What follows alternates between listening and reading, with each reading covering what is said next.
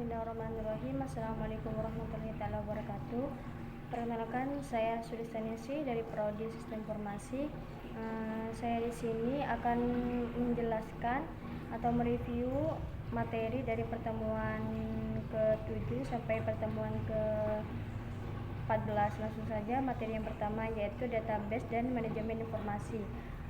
Pengorganisasian data. Sistem komputer mengolah data dalam hierarki yang dimulai dengan bit dan byte dan berkembang menjadi write dan record file dan database. Bit mewakili byte 0 atau 1, nomor bit dapat bentuk byte yang dapat ditampilkan sebagai suatu karakter, yaitu satu huruf atau satu angka atau satu simbol.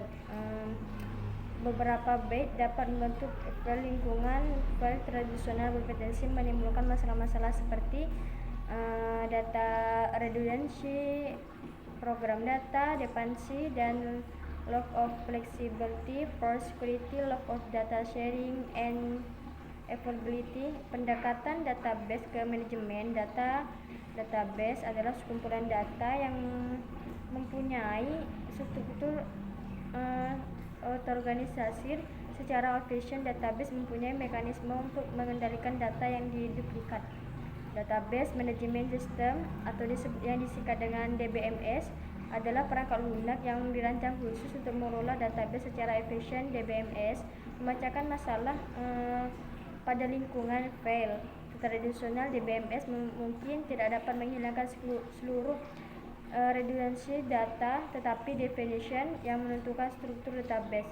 Data dictionary adalah informasi yang secara otomatis telah ada atau harus dibuat secara manual untuk menyimpan definisi elemen data dan fungsi bisnis masing-masing file.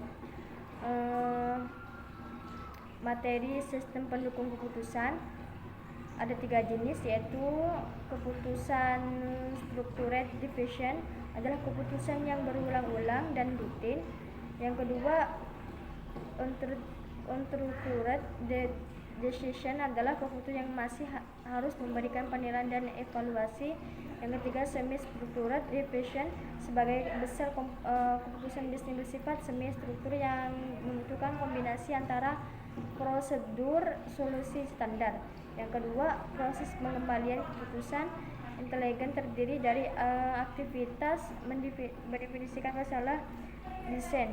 Desain mengidentifikasi berbagai opsi solusi yang mungkin. Choice memilih satu opsi dari beberapa pilihan solusi yang ada. Implementation menjalankan solusi yang sudah dipilih dan memantau seberapa baik solusi yang dipilih dapat bekerja. Manajer memiliki 3 wewenang dalam mengambil keputusan, yaitu interpersonal release, yaitu manajer berlaku sebagai wakil perusahaan ke dunia luar dalam mewakili perusahaannya. Information lawless, yaitu manajer sebagai penyebar informasi dan juru bicara untuk organisasi mereka. Decisional role, manajer bertindak mengambil keputusan dalam berbagai problem yang terjadi antara SDM. Ada 3 alasan sistem informasi tidak selalu berdampak positif. Information quality, keputusan yang berkualitas memerlukan informasi pendukung yang juga berkualitas. Manajemen filters, manajer bersifat selektif, fokus pada beberapa jenis masalah dan solusi. Yang ketiga, organisasi intelijen dan politis, organisasi yang berorientasi dengan kemampuan dan kompetensi yang terbatas. Business intelligence dan business analytics, kedua data ini menginterrelasikan semua data perusahaan menjadi satu, lalu menggunakan model alat analisis statistik dan mata meaning plus untuk memahami semua data tersebut. Lanjut, materi komputasi bergerak dan perdagangan. Komputasi bergerak, mobil computing merupakan sekumpulan perangkat keras, hardware, perangkat lunak, software, dan data yang mudah dipindahkan dari suatu lokasi ke lokasi yang lain. Ada 3 pilar teknologi komputasi bergerak, yaitu perangkat. Yang pertama, perangkat komputasi bergerak, sistem operasi, dan perangkat lunak komputasi bergerak. 3, jaringan nirkabel. 1, perangkat komputasi bergerak Komputasi bergerak menuntut perangkat yang semakin kecil dan semakin ringan. Ada beberapa variasi perangkat, yaitu laptop standar dan netbook, ultra-thin laptop, tablet PC, smartphone, dan sistem operasi dan perangkat lunak. Komputasi bergerak, sistem operasi yang paling populer digunakan pada komputasi bergerak adalah iOS, digunakan pada iPhone, iPod Touch, dan produk iPad. Windows Mobile OS, Android OS dapat ditemukan di komputer tablet yang lebih kecil, netbook, dan radio, jaringan nikabel, jaringan area lokal, nikabel, dan Wi-Fi WLAN. Mentransmisikan dan menerima data melalui gelombang udara dari jarak pendek dalam apa yang dikenal sebagai Wi-Fi, yang merupakan pendekkan dari Wireless Fidelity 3G dan 4G network. Teknologi ini memungkinkan penyebaran yang lebih besar daripada Wi-Fi, dan jangkauannya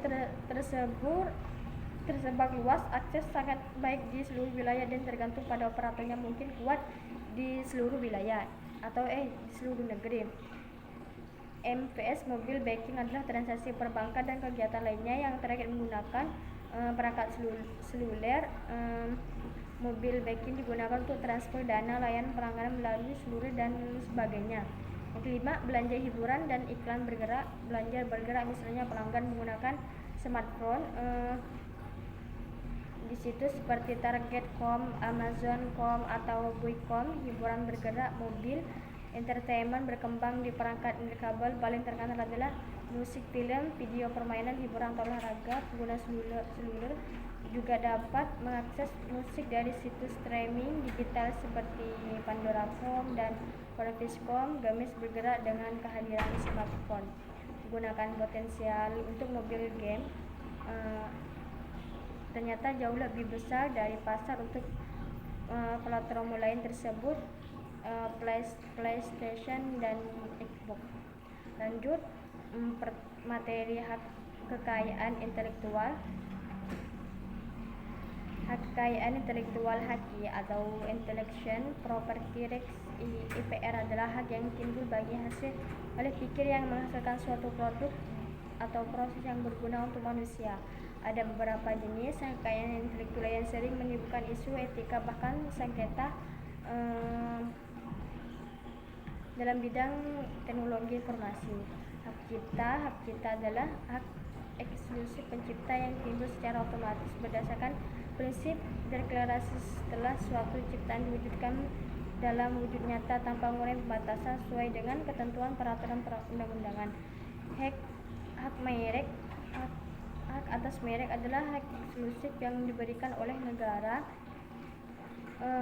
kepada pemilik merek yang terdaftar untuk jangka waktu tertentu dengan menggunakan sendiri merek tersebut atau memberikan izin kepada pihak lain untuk menggunakannya. Masa berlaku untuk hak merek adalah 10 tahun. Hak paten adalah hak eksklusif yang diberikan negara kepada inventor atau hasil inventasi di bidang teknologi selama waktu tertentu. Lanjut, materi melindungi sistem informasi. Jika ada perlindungan hukum yang kuat, data-data penting bisa hilang atau jatuh ke tangan orang yang tidak bertanggung jawab. Membocorkan rahasia bisnis perusahaan atau melanggar privasi seseorang. Ada beberapa kejahatan yang terjadi seperti hacking. Yang pertama itu SQL injection adalah teknik yang memungkinkan peretas bermain berdasarkan kekerentanan keamanan perangkat lunak yang menjalankan situs web. Yang kedua, theft of FTP password, yaitu pencurian kata sandi. FTP adalah cara lain yang sangat umum untuk merusak situs web. Yang ketiga, cross scripting dilakukan oleh penyerang dengan cara memasukkan kode HTML atau script kode lainnya ke suatu situs. Sniffing and spoofing. Sniffing adalah tindak kejahatan pendapatan yang dilakukan menggunakan jaringan internet dengan tujuan untuk mengambil data dan informasi sensitif secara ilegal. Spoofing adalah kejahatan dengan cara menyusup dengan meretas identitas asli secara ilegal, kemudian memanfaatkan identitas tersebut untuk tindak kejahatan yang merugikan berbagai pihak. kerangka kerja untuk mengamankan dan pengendalian sistem informasi, yaitu sebagai berikut adalah adanya kontrol sistem informasi, adanya penilaian risiko, perlunya kebijakan keamanan, perlunya metodologi untuk memastikan keseimbangan bisnis. Lanjut materi manajemen proyek. Manajemen proyek mengacu pada penerapan pengetahuan, keterampilan, peralatan dan teknik untuk mencapai target tertentu. Dengan anggaran dan waktu yang terbatas, manajemen proyek sistem informasi berurusan dengan 5 variabel utama: scope, tim, cost, quality, dan risk. Siklus hidup manajemen proyek. Agar lebih mudah untuk mengelola detail proyek, maka harus mengambil langkah-langkah dalam urutan yang benar dan dikelompokkan menjadi 5 fase serangkaian langkah yang logis. Keempat tahapan tersebut adalah Project Management Life Cycle PMLC. PMLC terdiri dari langkah-langkah sebagai berikut: Project Installation, Project Planning, Project Execution, Project Close. Mengelola risiko proyek. Faktor-faktor yang menentukan risiko proyek antara lain ukuran proyek. Semakin besar proyek, semakin besar pula risikonya. Struktur proyek yang terstruktur adalah proyek yang sudah jelas skop pekerjaannya. Pengalaman dengan teknologi adalah proyek yang melibatkan menggunakan teknologi tinggi yang mutakhir akan lebih berisiko. Sekian review materi yang dapat saya sampaikan. Apabila ada kesalahan kata, saya mohon maaf. Wassalamualaikum warahmatullahi wabarakatuh.